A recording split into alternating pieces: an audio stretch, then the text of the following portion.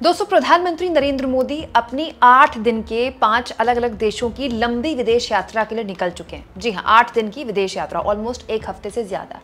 दिलचस्प यह है कि जिस वक्त पीएम आज सुबह घाना की अपनी इस विदेश यात्रा की शुरुआत कर रहे थे, खबर आई कि आरएसएस प्रमुख मोहन भागवत अगले कुछ दिन दिल्ली में रहने वाले हैं। दोस्तों, एक बड़ी दिलचस्प खबर दिल्ली के राजनीतिक गलियारों में तैर रही है कि प्रधानमंत्री विदेश दौरे में हैं और आरएसएस प्रमुख मोहन भागवत दरअसल प्रधानमंत्री के एक नए चेहरे की खोज में दिल्ली आ रहे हैं। दोस्तों, कैसे ये खबर बीजेपी के आंतरिक पॉलिटिक्स और आरएसएस के अंदर बीजेपी को लेकर चल रही चर्निंग या मंथन का एक एग्जाम्पल है, ये मैं अगले कुछ मिनटों में आपके सामने रखने वाली हूँ। ये तो आप जानते ही, प्रधानमंत्री मोदी आज से अपनी विदेश यात्रा शुरू कर चुके हैं। 5 अलग अलग देशों की विदेश यात्रा है और ब्रिक्स शिखर सम्मेलन में भी मोदी ने शामिल होना है। इसके अलावा भी अलग अलग देशों में वो जाएंगे। 8 दिन की लंबी विदेश यात्रा है। अच्छा, दिलचस्प ये है दोस्तों कि प्रधानमंत्री विदेश निकले और ठीक 4 जुलाई के बाद से सुनने में आया है कि सरसंघचालक मोहन भागवत दिल्ली पधारने वाले हैं, बाकायदा अपने पूरे लाव लश्कर के साथ। मतलब सरसंघचालक मोहन भागवत यहाँ पर अलग अलग कार्यक्रमों में मौजूद रहेंगे। संघ के अलग अलग संगठन उनके साथ यहाँ पर रहेंगे। दोस्तों, दिल्ली में बड़ा शानदार 5 स्टार संघ का मुख्यालय बना है, केशव कुंज संघ कार्यालय। वहाँ अलग अलग मीटिंग्स होने वाली है संघ की। तमाम अलग अलग राज्यों के जो प्रांत प्रचारक हैं वहाँ ये आएंगे। सह प्रांत प्रचारक आएंगे, क्षेत्र प्रचारक आएंगे, सह क्षेत्र प्रचारक आएंगे। संघ संगठन में जो 11 क्षेत्र और 36 प्रांत अलग अलग बनाए गए हैं, उनके लोग यहाँ पर आएंगे। आप कह सकते हैं कि संघ पूरी तरह से एक मंथन कर रहा है। अब दोस्तों, संघ के अंदर तो ऐसे मंथन चलते रहते हैं, लेकिन इस दौर के टाइमिंग को लेकर हमको बड़ी गंभीरता से इसको लेना चाहिए, क्योंकि बीजेपी का राष्ट्रीय अध्यक्ष कौन होगा, इसका सवाल का जवाब हो सकता है कि मोदी की विदेश यात्रा खत्म होने के बाद देश को मिल जाए। दोस्तों, बीजेपी के इतिहास में ऐसा कभी नहीं हुआ कि किसी राष्ट्रीय अध्यक्ष को कार्यकाल खत्म होने के बाद भी 2 साल के लिए एक्सटेंशन मिला हो। जेपी नड्डा ऐसा कर रहे हैं, क्योंकि दोस्तों बीजेपी आरएसएस के अंदर नए जो अध्यक्ष हैं, बीजेपी का अध्यक्ष कौन होगा, इसको लेकर अब तक सहमति नहीं बन पाई है। लेकिन अब जो संकेत मिल रहे हैं वो ऐसे मिल रहे हैं कि सरसंघचालक मोहन भागवत और आरएसएस कुछ चीज़ों पर यहाँ पर खास तौर पर अपना ध्यान केंद्रित करे हुए है। पॉइंट नंबर 1 दोस्तों, सब जानते हैं जो भी बीजेपी का राष्ट्रीय अध्यक्ष बनेगा अब, वो किसी भी हाल में मोदी या अमित शाह का यस मैन नहीं हो सकता। ऐसा भी हो सकता है कि कोई ऐसा नाम सामने आ जाए जो मोदी और अमित शाह की बैड बुक्स में नहीं है, लेकिन आरएसएस की गुड बुक्स में है। तो आरएसएस इसीलिए शायद इतना वक्त लग रहा है मंथन करने में। तो आरएसएस ऐसे किसी नाम पर सहमति बनाना चाहता है। दूसरा दोस्तों, आरएसएस चाहता है कि अब जो भी बीजेपी का राष्ट्रीय अध्यक्ष बने, उसको एक तरह से आरएसएस फ्यूचर प्राइम मिनिस्टर के तौर पर प्रोजेक्ट कर सके। क्यों?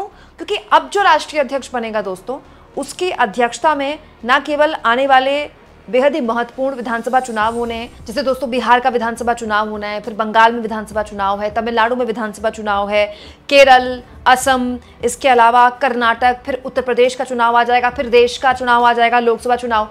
इतने सारे राज्यों में, इंपॉर्टेंट राज्यों में विधानसभा चुनाव होने, और उसके बाद देश में लोकसभा चुनाव आ जाएगा 2029 में।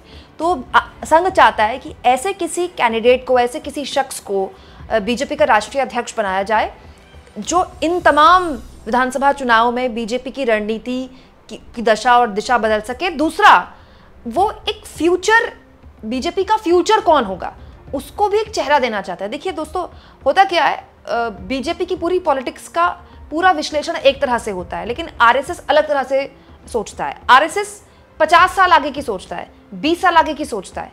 तो आरएसएस की कोशिश होगी कि किसी ऐसे चेहरे को न केवल आगे किया जाए जिसके पास इतना वक्त हो, जो इसकी उम्र इतनी हो, जो 20 साल आगे की पॉलिटिक्स में आरएसएस की फिट बैठता हो, बल्कि एक ऐसा भी चेहरा हो जो सर्वमान्य हो। सर्वमान्य मतलब जो हिंदुत्व का एजेंडा भी आगे रख सके। दूसरा, आरएसएस एक और बहुत इंपॉर्टेंट चीज चाहता है कि एक ऐसा चेहरा जो अंग्रेजी बोल सके अच्छा। अब ये सुनने में आपको अजीब लगेगा, क्योंकि अमित शाह अभी कुछ दिन पहले बोल रहे थे कि जो अंग्रेजी बोलेगा आने वाले वक्त में उसको शर्म आएगी।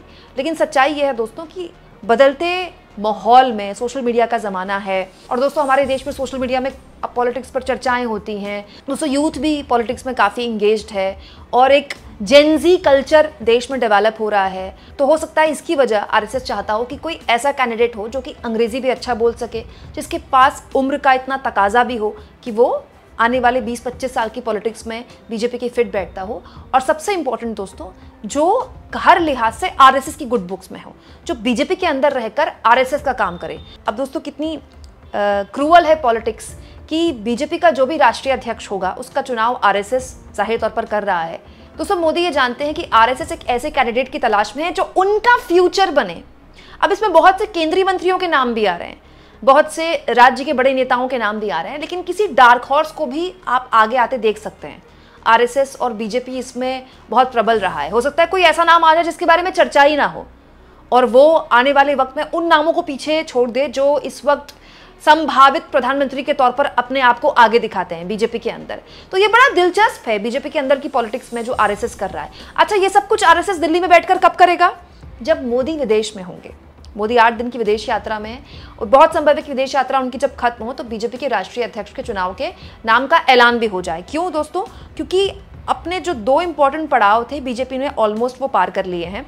दोस्तों बीजेपी के संविधान के मुताबिक बीजेपी का जो भी राष्ट्रीय अध्यक्ष होगा उसका चुनाव निर्वाचन मंडल करता है, और इसमें संघ की बहुत अहम भूमिका होती है। यही वजह है कि संघ प्रमुख मोहन भागवत इस वक्त दिल्ली में है। दोस्तों इसके अलावा बीजेपी ने जो दूसरा चरण है वो भी ऑलमोस्ट कंप्लीट कर लिया अपने संगठन का। 12 राज्यों और केंद्र शासित प्रदेशों में प्रदेश अध्यक्ष की नियुक्ति बीजेपी ने कर ली है। राष्ट्रीय परिषद के चुनाव उसने करा लिए हैं। अगले 2 दिन में हो सकता है कि मध्य प्रदेश, इसके अलावा दमनदीप और लद्दाख, पश्चिम बंगाल के भी प्रदेश अध्यक्ष के नाम का ऐलान हो जाए। यानी आप कह सकते हैं कि बीजेपी का संविधान जो कहता है कि 19 राज्यों में संगठन चुनाव का आंकड़ा पार होगा, 26 तक ये ऑलमोस्ट कुछ दिन में पहुंच जाएगा। ये सब कुछ तब हो रहा होगा जब मोदी विदेश में होंगे। तो जाहिर सी बात है जो भी बीजेपी का राष्ट्रीय अध्यक्ष बनेगा, जो भी नाम होंगे, उन सब नामों की लिस्ट ऑलरेडी मोदी के सामने जा चुकी होगी। लेकिन इस वक्त मोदी, अमित शाह इन स्थिति में नहीं है दोस्तों कि आरएसएस के आगे वीटो लगा दे कि ये तो बीजेपी का अध्यक्ष बन ही नहीं सकता। वो वक्त निकल गया है। लोकसभा चुनाव के दौरान बीजेपी के मौजूदा अध्यक्ष जेपी नड्डा का ये कहना कि अब बीजेपी खुद इतनी सक्षम हो गई है, उसको आरएसएस की ज़रूरत नहीं है, वो कितना भारी पड़ा था बीजेपी को, सब जानते हैं। और जो लोग कहते हैं दोस्तों कि बीजेपी के अमित शाह और मोदी अपने हिसाब से बीजेपी के राष्ट्रीय अध्यक्ष चुनेंगे, उसमें कोई आरएसएस का दखल नहीं है, ये भी टोटल गलत है। क्योंकि अगर ऐसा होता तो अब तक बीजेपी को राष्ट्रीय अध्यक्ष मिल गया होता। यानी आप कह सकते हैं दोस्तों कि इस समय जो चर्निंग बीजेपी के अंदर चल रही है, दिलचस्प ये है कि अमित शाह जो अपने आप को मोदी के उत्तराधिकारी के तौर पर उनके समर्थक प्रेजेंट करते हैं, खुद मोदी जी भी उनको इस तरह से ही तैयार कर रहे हैं। योगी आदित्यनाथ, उनके समर्थक उनको संभावित पीएम के तौर पर प्रेजेंट करते हैं। उनकी मौजूदगी में संघ एक अलग तरह की चर्निंग कर रहा है। उनकी मौजूदगी में, उनके होते हुए भी संघ में एक अलग तरह का मंथन चल रहा है। पॉलिटिक्स में दोस्तों 10-15 साल, 20-25 साल बहुत लंबा वक्त होता है। कोई ये सोच ले कि अभी मेरी बारी नहीं आई है, अगली बार तो मेरी बारी आ जाएगी, कुछ पता नहीं होता है। क्योंकि बारी आने के इंतजार करते करते बारियां ही खत्म हो जाती हैं पॉलिटिक्स में। तो बीजेपी की जो आंतरिक पॉलिटिक्स है इस वक्त बहुत तेजी से न केवल बदल रही है, बल्कि संघ उसको उस रूप में ढाल रहा है जिस रूप में वो चाहता है। तो यानी आप कह सकते हैं कि बीजेपी का जो राष्ट्रीय अध्यक्ष बनेगा, जो भी बनेगा, बहुत संभव है कि साल 2029 में वो ना भी घोषित किया जाए तो भी एक फेस होगा, बीजेपी का इंपॉर्टेंट फेस होगा। बहुत सारे लोग कहते हैं कि 2029 में भी हो सकता है मोदी को ही प्रोजेक्ट करे बीजेपी। वो ऐसा करती है तो अलग बात है, लेकिन संघ चाहेगा कि उसके पास एक विकल्प हो। मोदी का विकल्प मोदी के रहते ही संघ ढूंढना चाहता है, और उसी विकल्प में कहीं कोई अगर फिट बैठता है तो उसी को बनाया जाएगा बीजेपी का राष्ट्रीय अध्यक्ष। आपको क्या लगता है दोस्तों, ये कितना दिलचस्प टाइम है बीजेपी के लिए, जहां मोदी विदेश में है, उनके रहते हुए मोदी के आने वाले उत्तराधिकारी, बीजेपी की आने वाली पॉलिटिक्स को दशा और दिशा देने के लिए एक चेहरे के नाम पर मंथन आरएसएस प्रमुख दिल्ली में कर रहे हैं, उसी दिल्ली में जहां अमित शाह भी मौजूद हैं। कमेंट बॉक्स में जरूर लिखें, और जितना हो सके दोस्तों चैनल को शेयर करें, सब्सक्राइब और थैंक्स और ज्वाइन, ये 2 ऑप्शन है दोस्तों। इसके जरिए अगर आप चाहें तो आर्थिक तौर पर भी चैनल की हाथ मजबूत कर सकते हैं।